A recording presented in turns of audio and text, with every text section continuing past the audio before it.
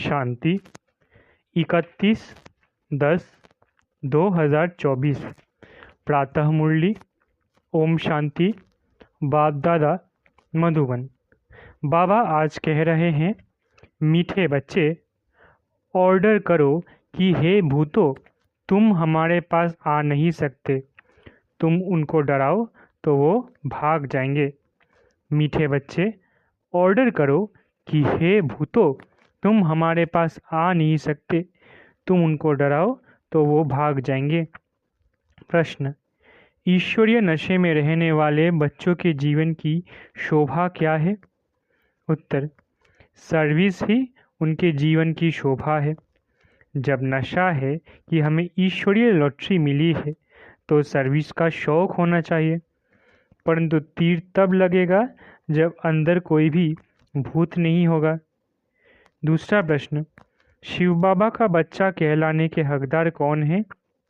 उत्तर: जिन्हें निश्चय है कि भगवान हमारा बाप है। हम ऐसे ऊंचे से ऊंचे बाप के बच्चे हैं। ऐसे नशे में रहने वाले लायक बच्चे ही शिव बाबा का बच्चा कहलाने के हकदार है। अगर कैरेक्टर ठीक नहीं, चलन रॉयल्टी की नहीं, तो वो शिव बाबा का बच्चा नहीं कहला सकता। ओम शांति। शिव बाबा याद है? स्वर्ग की बादशाही याद है? यहाँ जब बैठते हो तो दिमाग में आना चाहिए, हम बेहद के बाप के बच्चे हैं और नित्य बाप को याद करते हैं। याद करने बिगर हम वर्षा ले नहीं सकते। काहे का वर्षा? पवित्रता का। तो उसके लिए ऐसा पुरुषार्थ करना चाहिए। कभी भी कोई विकार की बात हमारे आगे आ नहीं सकती। सिर्फ विकार की भी बात नहीं, एक भूत नहीं, परंतु कोई भी भूत आ नहीं सकता। ऐसा शुद्ध अहंकार रहना चाहिए। बहुत ऊंच ते ऊंच भगवान के हम बच्चे भी ऊंच ते ऊंच ठहरे ना। बातचीत चलन कैसी रॉयल होनी चाहिए। बाप चलन से समझते हैं, ये तो बिल्कुल ही वर्थ नॉट अ पेनी है। मेरा बच्चा कहलाने का भी हकदार नहीं। लौकिक बाप को भी नालायक बच्चे को देख अंदर में ऐसा होता है, ये भी बाप है। बच्चे जानते हैं बाप हमको शिक्षा दे रहे हैं, परंतु कोई कोई ऐसे हैं जो बिल्कुल समझते नहीं। बेहद का बाप हमको समझा रहे हैं, वो निश्चय नहीं, नशा नहीं। तुम बच्चों का दिमाग कितना ऊंच होना चाहिए। हम कितने ऊंच बाप के बच्चे हैं। बाप कितना समझाते हैं। अंदर में सोचो, हम कितने ऊंच से ऊंच बाप के बच्चे हैं। हमारा कैरेक्टर कितना ऊंच होना चाहिए। जो इन देवी देवताओं की महिमा है वो हमारी होनी चाहिए। प्रजा की थोड़ी ही महिमा है। एक लक्ष्मी नारायण को ही दिखाया है, तो बच्चों को कितनी अच्छी सर्विस करनी चाहिए। इन लक्ष्मी नारायण दोनों ने ये सर्विस की है ना। दिमाग कितना ऊंचा चाहिए। कई बच्चों में तो कोई फर्क ही नहीं, माया से हार खा लेते हैं तो और ही जास्ती बिगड़ जाते हैं। नहीं तो अंदर में कितना नशा रहना चाहिए। हम बेहद के बाप के बच्चे हैं। बाप कहते हैं, सबको मेरा परिचय देते रहो। सर्विस से ही शोभा पाएंगे, तभी बाप की दिल पर चढ़ेंगे। बच्चा वो जो बाप के दिल पर चढ़ा हुआ हो। बाप का बच्चों पर कितना लव होता है। बच्चों को सिर पर चढ़ाते हैं, इतना मोह होता है, परंतु वो तो है हद का मायावी मोह। ये तो बेहद का है। ऐसा कोई बाप होगा जो बच्चों को देख खुश ना हो? माँ बाप को तो अथाह खुशी होती है। यहाँ जब बैठते हो तो समझना चाहिए, बाबा हमको पढ़ाते हैं। बाबा हमारा ओबीडियंट टीचर है। बेहद के बाप ने जरूर कोई सर्विस की होगी, तब तो गायन है ना। कितनी वंडरफुल बात है, कितनी उनकी महिमा की जाती है। यहाँ बैठे हो तो बुद्धि में नशा रहना चाहिए।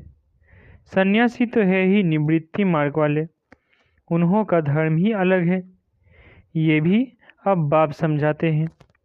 तुम थोड़ी ही जानते थे ये सन्यास मार्ग को। तुम तो गृहस्थ आश्रम में रहते भक्ति आदि करते थे, तुमको फिर ज्ञान मिलता है। उनको तो ज्ञान मिलने का है नहीं। तुम कितना ऊंच पढ़ते हो और बैठे कितने साधारण हो नीचे। दिलवाड़ा मंदिर में भी तुम नीचे तपस्या में बैठे हो, ऊपर में वैकुंठ खड़ा है। ऊपर वैकुंठ को देख मनुष्य समझते हैं स्वर्ग ऊपर ही होता है। तो तुम बच्चों के अंदर में ये सब बातें आनी चाहिए कि ये स्कूल है, हम पढ़ रहे हैं। कहाँ चक्र लगाने जाते हो तो भी बुद्धि में ये ख्यालात चले तो बहुत मज़ा आएगा। बेहद के बाप को तो दुनिया में कोई नहीं जानते। बाप के बच्चे बनकर और बाप की बायोग्राफी को ना जाने, ऐसा भुट्टू कभी देखा। न जानने के कारण कह देते हैं वो सर्वव्यापी है। भगवान को ही कह देते हैं आपे ही पूज्य, आपे ही पुजारी।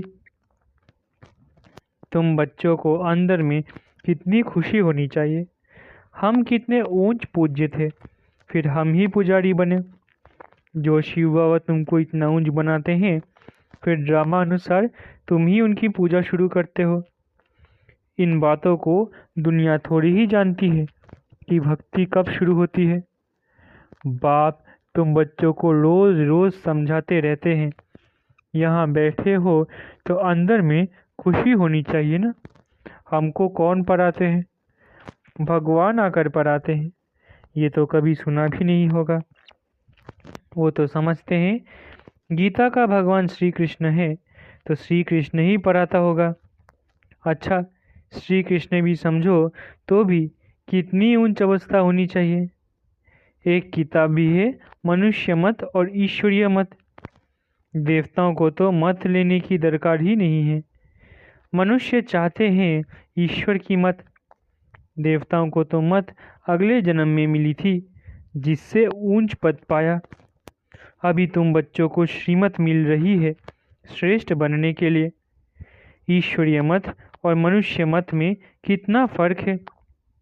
मनुष्य मत क्या कहती है, ईश्वरीय मत क्या कहती है, तो ज़रूर ईश्वरीय मत पर चलना पड़े। कोई से मिलने जाते हैं तो कुछ भी ले नहीं जाते, याद नहीं रहता इसको क्या सौगात देनी चाहिए। ये मनुष्य मत और ईश्वरीय मत का कंट्रास्ट बहुत ज़रूरी है। तुम मनुष्य थे तो आसुरी मत थी, और अभी ईश्वरीय मत मिलती है। उनमें कितना फर्क है। ये शास्त्र आदि सब मनुष्यों के ही बनाए हुए हैं। बाप कोई शास्त्र पढ़कर आते हैं क्या? बाप कहते हैं मैं कोई बाप का बच्चा हूँ क्या? मैं कोई गुरु का शिष्य हूँ क्या जिससे सीखा हूँ? तो ये भी सब बातें समझानी चाहिए। भल ये जानते हैं कि बंदर बुद्धि है, परंतु मंदिर लायक बनने वाले भी है ना। ऐसे बहुत मनुष्य मत पर चलते हैं, फिर तुम सुनाते हो कि हम ईश्वरीय मत पर क्या बनते हैं। वो हमको पढ़ाते हैं। भगवान उवाच, हम उनसे पढ़ने जाते हैं। हम रोज़ 1 घंटा पौना घंटा जाते हैं। क्लास में जास्ती टाइम भी लेना नहीं चाहिए। याद की यात्रा तो चलते फिरते हो सकती है। ज्ञान और योग दोनों ही बहुत सहज है। अल्फ का है ही एक अक्षर। भक्ति मार्ग के तो ढेर शास्त्र है। इकट्ठा करो तो सारा घर शास्त्रों से भर जाए। कितना इन पर खर्चा हुआ होगा। अब बाप तो बहुत सहज बताते हैं। सिर्फ बाप को याद करो तो बाप का वर्षा है ही स्वर्ग की बादशाही। तुम विश्व के मालिक थे ना, भारत हेवन था ना, क्या तुम भूल गए हो? ये भी ड्रामा की भावी कहा जाता है। अब बाप आया हुआ है, हर 5,000 वर्ष बाद आते हैं पराने। बेहद के बाप का वर्षा जरूर स्वर्ग नई दुनिया का होगा ना। ये तो बिल्कुल सिंपल बात है। लाखों वर्ष कह देने से बुद्धि को जैसे ताला लग गया है, ताला खुलता ही नहीं। ऐसा ताला लगा हुआ है जो इतनी सहज बात भी समझते नहीं हैं। बाप समझाते हैं, एक ही बात बस है, जास्ती कुछ भी पराना नहीं चाहिए। यहाँ तुम 1 सेकंड में किसको भी स्वर्गवासी बना सकते हो, परंतु ये स्कूल है, इसलिए तुम्हारी पढ़ाई चलती रहती है। ज्ञान सागर बाप तुम्हें ज्ञान तो इतना देते हैं, जो सागर को स्याही बनाओ, सारा जंगल कलम बनाओ तो भी अंत नहीं हो सकता। ज्ञान को धारण करते कितना समय हुआ है, भक्ति को तो आधा कल्प हुआ है। ज्ञान तो तुमको एक ही जन्म में मिलता है। बाप तुमको पढ़ा रहे हैं नई दुनिया के लिए। उस जिस्मानी स्कूल में तो तुम कितना समय पढ़ते हो, 5 वर्ष से लेकर 20-22 वर्ष तक पढ़ते रहते हो। कमाई थोड़ी और खर्चा बहुत करेंगे तो घाटा पड़ जाएगा ना। बाप कितना सॉल्वेंट बनाते हैं, फिर इनसॉल्वेंट बन जाते हैं। अभी भारत का हाल देखो क्या है। फलक से समझाना चाहिए, माताओं को खड़ा होना चाहिए। तुम्हारा ही गायन है वंदे मातरम। धरती को वंदे मातरम नहीं कहा जाता है, वंदे मातरम मनुष्य को किया जाता है। बच्चे जो बंधन मुक्त है वही ये सर्विस करते हैं। वो भी जैसे कल पहले बंधन मुक्त हुए थे वैसे होते रहते हैं। आबलाओं पर कितना अत्याचार होते हैं। जानते हैं हमको बाप मिला है तो समझते हैं बस अब तो बाप की सर्विस करनी है। बंधन है ऐसे कहने वाले रीढ़ बकरियां हैं। गवर्नमेंट कभी भी कह नहीं सके कि तुम ईश्वरीय सर्विस ना करो। बात करने की हिम्मत चाहिए ना। जिसमें ज्ञान है वो तो इतने में सहज बंधन मुक्त हो सकते हैं। जज को भी समझा सकते हो, हम रूहानी सेवा करना चाहते हैं। रूहानी बाप हमको पढ़ा रहे हैं। क्रिश्चियन लोग फिर भी कहते हैं लिबरेट करो, गाइड करो, गाइड बनो। भारतवासियों से फिर भी उन्हों की समझ अच्छी है। तुम बच्चों में जो अच्छे समझदार है उनको सर्विस का बहुत शौक रहता है। समझते हैं ईश्वरीय सर्विस से बहुत लॉटरी मिलनी है। कोई तो लॉटरी आदि को समझते ही नहीं है, वहाँ भी जाकर दास दासियाँ बनेंगे। दिल में समझते हैं अच्छा दासी ही चल सही, चंडाल ही सही, स्वर्ग में तो होंगे ना। उन्हों की चलन भी ऐसी देखने में आती है। तुम समझते हो बेहद का बाप हमको समझा रहे हैं, ये दादा भी समझाते हैं। बाप इन द्वारा बच्चों को पढ़ा रहे हैं। कोई तो इतना भी समझते नहीं। यहाँ से बाहर निकले खलास, यहाँ पर बैठे भी जैसे कुछ समझते नहीं। बुद्धि बाहर भटकती धक्का खाती रहती है, एक भी भूत निकलता नहीं है। पढ़ाने वाला कौन और बनते क्या है। साहूकारों के भी दास दासियाँ बनेंगे ना। अभी भी साहूकारों के पास कितने नौकर चाकर रहते हैं। सर्विस पर तो एकदम उड़ना चाहिए। तुम बच्चे शांति स्थापन अर्थ निमित्त बने हो, विश्व में सुख शांति स्थापन कर रहे हो। प्रैक्टिकल में तुम जानते हो हम श्रीमत पर स्थापन कर रहे हैं। इसमें अशांति कोई होनी नहीं चाहिए। बाबा ने यहाँ भी बहुत ऐसे अच्छे अच्छे घर देखे हुए हैं। एक घर में 6-7 बहुएं इकट्ठा इतना प्यार से रहती है, बिल्कुल शांति लगी रहती है। बोलते थे हमारे पास तो स्वर्ग लगा पड़ा है, कोई खिटखिट की बात नहीं, सब कुछ भी सब आज्ञाकारी है। उस समय बाबा को भी सन्यासी ख्यालात थे, दुनिया से वैराग्य रहता था। अभी तो ये है बेहद का वैराग्य, कुछ भी याद ना रहे। बाबा तो नाम सब भूल जाते हैं, बच्चे कहते हैं बाबा आप हमको याद करते हैं क्या? बाबा कहते हैं हमको तो सबको भूलना है, ना बिसरो ना याद रहो। बेहद का वैराग्य है ना, सबको भूलना है। हम यहाँ के रहने वाले थोड़ी ही है। बाप आया हुआ है अपना स्वर्ग का वर्षा देने। बेहद का बाप कहते हैं मुझे याद करो तो तुम विश्व के मालिक बन जाएंगे। यह बैज बहुत अच्छा है समझाने के लिए। कोई मांगे तो बोलो, समझ कर लो। इस बैच को समझने से तुमको विश्व की बादशाही मिल सकती है। जो देवता धर्म के होंगे कोई कोई प्रश्न पूछते हैं, देवता गिरते क्यों हैं? अरे ये चक्र फिरता रहता है, पुनर्जन्म लेते लेते नीचे तो उतरेंगे ना। चक्र तो फिरना ही है। हर एक के दिल में ये आता ज़रूर है, हम सर्विस क्यों नहीं कर सकते हैं? ज़रूर मेरे में कोई खामी है। माया के भूतों ने नाक से पकड़ा हुआ है। अब तुम बच्चों ये समझते हो हमको अब घर जाना है, फिर नई दुनिया में आकर राज्य करना है। तुम मुसाफिर हो ना, दूर देश से यहाँ आकर पार्ट बजाते हो। अभी तुम्हारी बुद्धि में है हमको अमर लोग जाना है, ये मृत्यु लोग खलास हो जाना है। बाप समझाते तो बहुत है, अच्छी रीति धारण करना है, इसको फिर उगाड़ते रहना चाहिए। ये भी बाप ने समझाया है, कर्म भोग की बीमारी उथल खाएगी, माया सताएगी, परंतु मूंझना नहीं चाहिए। थोड़ा कुछ होता है तो हैरान हो जाते हैं। बीमारी में मनुष्य और भी भगवान को जास्ती याद करते हैं। बंगाल में जब कोई बहुत बीमार होता है तो उनको कहते हैं राम राम बोलो। देखते हैं अब मरने पर है तो गंगा पर ले जाकर हरि बोल करते हैं। फिर उनको ले आकर जलाने की क्या दरकार है? गंगा में अंदर डाल दो ना, कच मच आदि का शिकार हो जाएगा,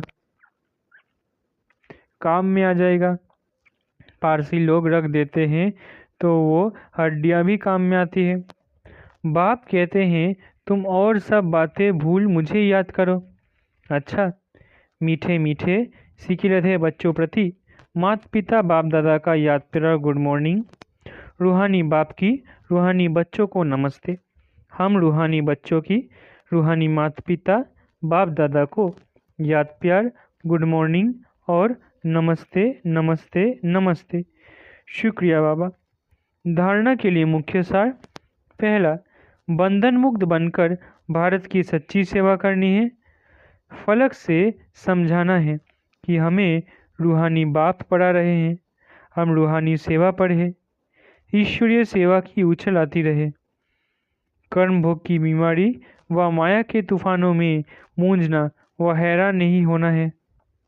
बाप ने जो ज्ञान दिया है उसे उगाड़ते बाप की याद में हर्षित रहना है।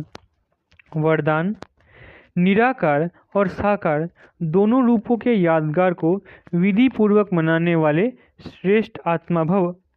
निराकार और साकार दोनों रूपों के यादगार को विधि पूर्वक मनाने वाले श्रेष्ठ आत्मा भव। दीपमाला अविनाशी अनेक जगे हुए दीपकों का यादगार है।